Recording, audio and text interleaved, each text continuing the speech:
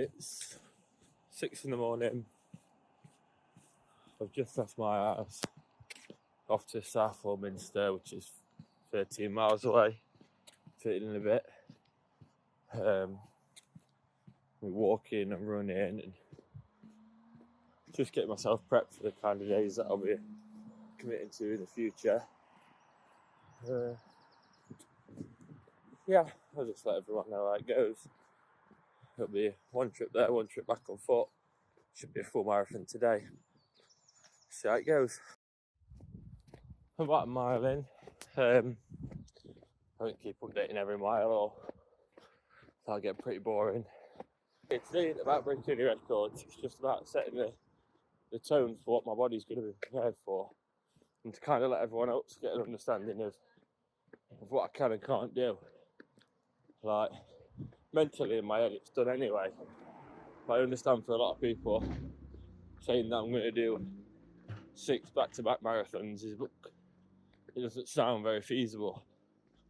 I just want people to understand that I'm not Mo Farah. I'm not going to be running these in any kind of record-breaking time. It's just a distance over a day. Whether I do it in 5 or 6 hours or 9 or 10 hours, the aim is just to get it done, rest up, recover, and go for it again the next day. So, yeah, I'll check in when I've got something else to say, I guess. That's 6k done. I'm still under an hour in. I think I got about 4 miles out. Something like that, 6k, 4 miles. Not really sure the maths is on it. Stopped by a shop, the Lucasades. I'm leaving Mansfield now, going into Rainworth. So the roads will get a bit more scenic, which is nice. So at the minute I've only had a coffee. I've not really had any food or anything like that. But normally I'm quite good at fasting. So see how hungry I get doing this. I've not really planned any food stocks or have any food on me. But I'm sure the shops and things on the way. But realistically, I'm hoping to get to Southwell Minster for pre-10 o'clock. Then if we've got a cafe there, I might sit down, have a quick bite, nothing serious. I guess it's more maintaining like your hydration. So yeah, just keep cracking on and hopefully hunger doesn't become an issue before I get there. I've ran out of path, so I guess now it's just relying on cars not wanting to hit me, I guess. Stick to the side of the road. Hopefully people like him don't want to hit me.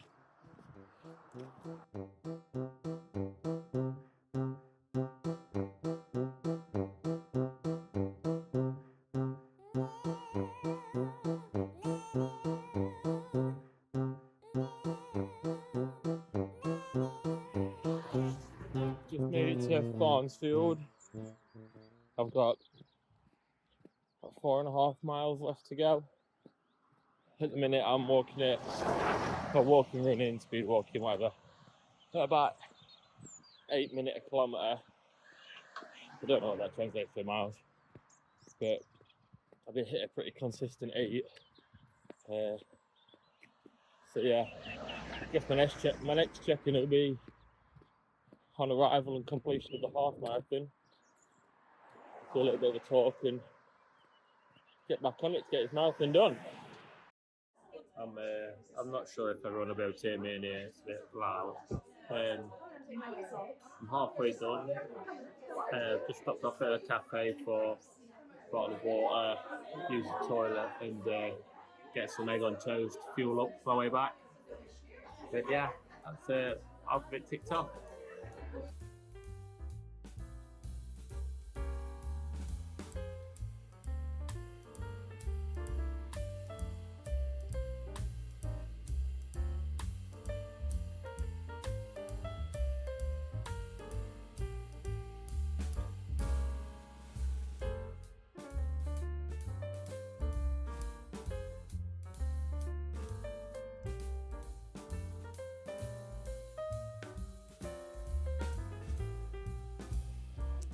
dropped a little quieter in this cafe now. So yeah, I've just had a scrambled egg on toast, so that puts some fuel back in it. Some bottle of water. I took the toilet, I did a bit of a quick change. Shorts and t-shirt for the way back. I am 22 kilometres in. So I've got 42.2 to do in total, so I've walked a little bit further than halfway just to get to this little cafe to refuel. But doing extra is no problem. Yeah, I'll let everyone know when I'm back on the road. Just me and thee. And you've left me. Just a quick moment of, I guess it's like a plea or reflection. I'm doing this mainly because I like to challenge myself. The raising money side of it's great for charity. But realistically, I do love the challenge. I just want to make it clear to everybody that this isn't going to be some kind of easy breeze that I'm going to fly through. But I will be talking about it like it will be. Because mentally, it has to be completed in your head already. There'll be hard times during it and it'll be difficult. But I'm setting the tone today that this is going to be a complete challenge. There's no two ways about it. 6 days, 6 back-to-back marathons, and then I'm going to climb that mountain. Raising money for this charity. When my granddad was poorly, it was just before COVID, and my grandma, my family was struggling to look after him as much as we could with full-time jobs and people working away. The Beaumond House Hospice provided excellent round-the-clock care for my granddad, which took so much stress off my grandma, and it meant that they could enjoy the last few weeks of his life together, even when it was at its worst. That hospice itself and the people that worked for it provided more than what my words or walking a few miles can provide for other families. But it all comes at a cost, and if I can help contribute to that cost at all, I will do my absolute utmost too. So there is no fail in this challenge for me. This means a little bit more.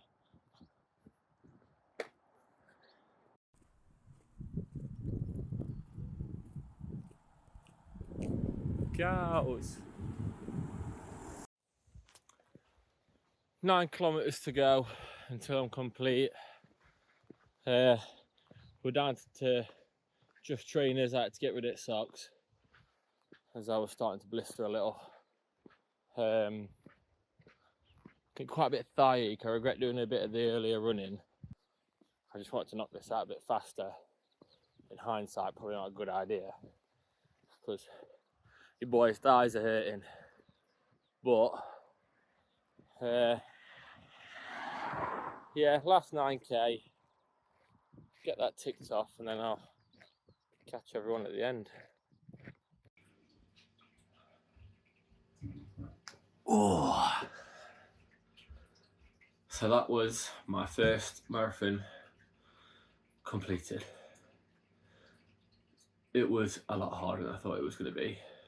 My thighs and my quads are on fire.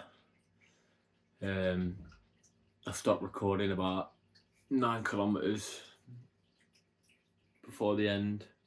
I kept my Strava on, obviously, to make sure there's proof that I'd done it. But yeah, those last 9, my body giving up completely.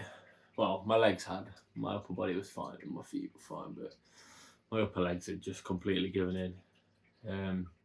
Mentally, I was all there, but it took me longer to do that last 9 than I was anticipating.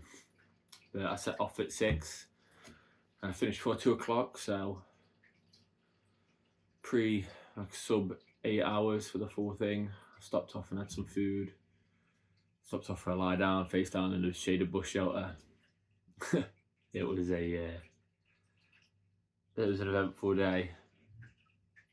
Someone I knew drove past me and offered me a lift. That was extremely hard to deny, but we kept moving.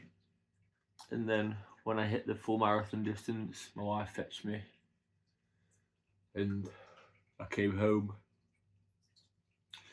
straight into a cold bath, of which I couldn't stop weighing myself in. Then straight into a hot bath after that. See if I can boost some recovery out of myself. Yeah, on reflection, there are some things that change. I'd probably bed my shoes in a bit better, seeing as that was the first wear they'd had. So that was a bit abrasive on the feet. I think that also the heat was a big factor. I think for the actual challenge, I'm going to try and set off at 5 or 6 a.m. and then stop by 10, 11 a.m. Now I've got 5 hours done, and then I can have like a sufficient break in the middle of the day and then carry on going in like the pre-evening side of things. So maybe at like 4 o'clock till maybe 8 or 9, and then stop walking, set up, and yeah, hopefully that will be a better routine. I've had a lot of people message me with some support. That's nice, and a couple of people telling me they don't think I can do it, which is also nice. It just feeds the fuel. Just want to thank certain people. Just want to start by thanking myself. I want to thank me. Just having the mental attitude to keep going. That last 9 kilometres was extremely tough, but it's all practice and it's all prep. I want to thank John Bell from Walking for Hope, who met me after I finished for a coffee, just to talk about the challenge a bit more in depth and possibly getting some practice in with him. Obviously, his charity work that he's done is incredible. If everyone want to check out his Facebook page. My name was Dad Paul. We walked from Mansfield Town Football Club to Wrexham Football Club. What an incredible challenge that was, because he wasn't just walking it, he was in a Deadpool costume with a bathtub strapped to his shoulders. So yeah, if someone's got experience in this kind of thing, it's definitely him. Big thanks to Richard Blagg from Icon Inc. for saying that he's going to prep some t-shirts for me for the journey with some sponsors on it. Massive thanks to Complete Kitchens for letting me have the time off work and supporting me during this. Massive special thanks to my wife. For understanding that I'm doing these challenges. I mean, we've got 2 kids under the age of 3 and she's pregnant at the minute with my 3rd, so I understand that that's quite a sacrifice, being without me for a week and giving up a week's wages to do something like this. I mean, at the end of the day, all I'm doing is walking. She's got to be at home for raising the kids without me. So I don't underestimate the levels of support that people are giving me, and I don't underappreciate it at all. I just want everyone to know that I'm taking this very seriously. This is the first marathon I've ever done. Prior to this, running and walking wise, I've only been doing occasional boxing runs with the gym. So to just knock out a marathon with no prep on a Friday when I've put no effort into anything like this before was a task a lot of people thought I'd fail. So I've got some things I need to work on. I've got some targets, got some plans, got some things that are working in the background that I'm trying to move forward to get things a bit more exciting for this. I'm going to be walking around the res on Wednesday evening with John Bell and the mental health walking crew for the first time, so that'll be nice. Hopefully speak to some like-minded people. More advice the better. I'm going to try to jump on a 3 peaks at some point with John and a few of his teammates, and yeah, I'll follow up with some more news and some more content hopefully soon. But I hope everyone's enjoyed the video. Quite new to stuff like this, so it's a bit rustic and a bit rusty, but yeah, going forward we're going to try and pump out some more content towards this so people feel like they're actually getting something for the money, not just a promise and then an eventual screenshot or a result. People want to see the journey. Maybe people aren't bothered, but it's there whether people like it or not. So a massive shout out to my wife again, because she's going to be editing all these videos and taking control of social media accounts. I understand the financial situations people are in. It doesn't mean that everyone can donate. But even if you think it would be a small donation and it wouldn't be worthwhile doing it, if it's £1, it makes so much difference. And the charity itself have put in some serious hours providing really good care for people that are at the end of their life. So what might seem like a pint in a pub on a Friday to us is the difference between someone getting half-hour time dedicated by a trained member of staff and helping out with their end-of-life care. That £1, £2, £3, £5, whatever, it's all time given back to a family that are losing someone special to them. The charity that we're talking about, Beaumond Hospice, they're directly linked to the Just Giving account, so there's no money that changes hands anywhere. It goes straight from the Just Giving page to the charity. There's no discrepancy between where money's being handed over. You can be assured that everything's going straight to the charity. And these people provide excellent work. If it wasn't for them, my mum and my grandma would have had a lot harder of a time dealing with the end-of-life care for my granddad. And we're just one of many, many families that have had all the help and appreciation and support from them. So it's nice to give something back to the community that have helped you so much when you didn't expect to need it. Yeah, I think I'm just going to sign off with a little message to my girls. Hopefully one day when they're a bit older, they'll be able to watch these videos back and realise that their dad did something that was a bit worthwhile. You didn't just say that he did these things. There's some proof out there, which is nice. Love my girls, Athena and Freya and baby Free. Hopefully when they're a bit older we can do some of these challenges together, and this is something that we can keep going for the rest of our life as a family. When Lisa's recovered from a third C-section, bless her, she might get involved a bit with this and become a bit of a family thing. That'd be nice. But either way, just a message to everyone that's helped and supported and sent nice messages and donated. I love you all, and I really appreciate all the help and support. I'll promise I'll try to get better in front of the camera. Thank you.